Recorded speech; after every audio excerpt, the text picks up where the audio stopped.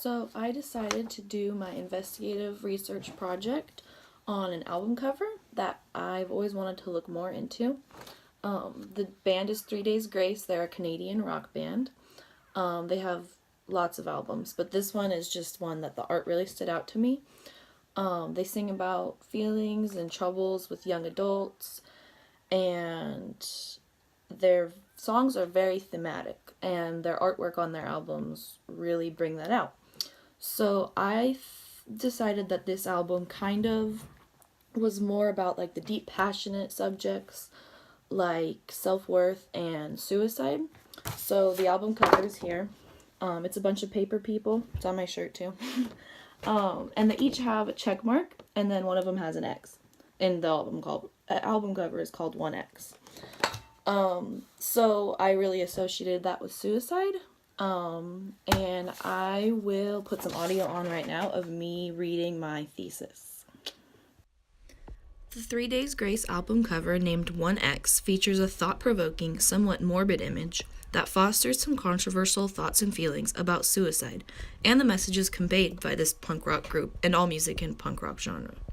Some might say that by digging up these negative thoughts and emotions, the art and music will contribute to the issue of suicide and only entice such actions among our youth and adolescents. While this is a completely rational opinion, it is proven true that there is more dimension and reason to the punk rock scene than originally thought. This act of openly bringing light to the demons of our youth provides a pathway for acceptance and understanding, as well as warning those surrounding these individuals about how to help heal.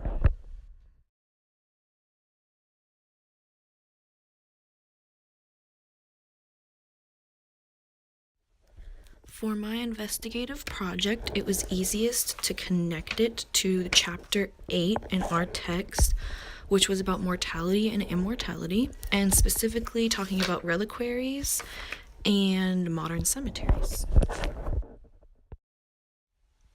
So in chapter 8 on page 237, the figure 8.21, the reliquary arm, we talked about, I believe, in our discussion posts. But it is on display at the Metropolitan Museum of Art in New York. And the quote from the text is, "Bones, tissues, and possessions of deceased holy persons were kept and venerated." So this is basically just a reliquary for somebody who did something important in Belgium. But to connect it to my project, I was saying that dying in the name of something or for a cause will gain you recognition or attention, and that kind of brings it into suicide today and how some people might do it for attention or to get somebody to feel something for them. So next I hopped over to page 239 in the text, and figure 824, John Everett Millais painted a picture of Ophelia in England in 1852, and the caption on the picture is, "This painting depicts a romantic image of death within a lush landscape." And I think that's exactly what this painting does. It brings peaceful and poetic feelings to death, and Ophelia is a character in Hamlet, and she drowns. So the text also says it's lacking the grisly details of madness and death by drowning, which is exactly what punk rock does. It highlights the death, but it also brings out the poetic and kind of peaceful parts about death and how you would be ending all of the sadness and struggle that comes with life.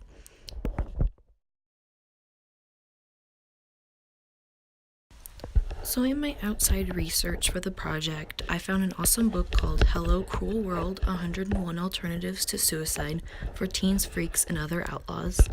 And it's by a well-known author and gay rights activist named Kate Bornstein.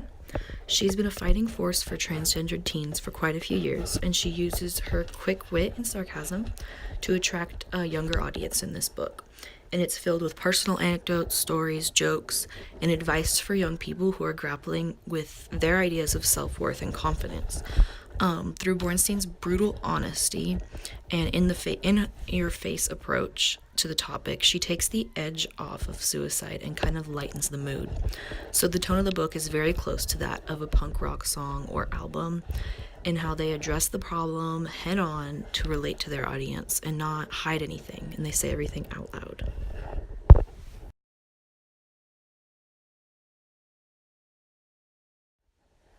More of my research helped me find this journal called Suicidal Rage by James R. McDonald in 2008, and it's an analysis of hardcore punk lyrics, and it basically kind of gives you the timeline of how punk started. And it basically started back in 1975, and people thought it was definitely going to die out and that there was not a following behind it.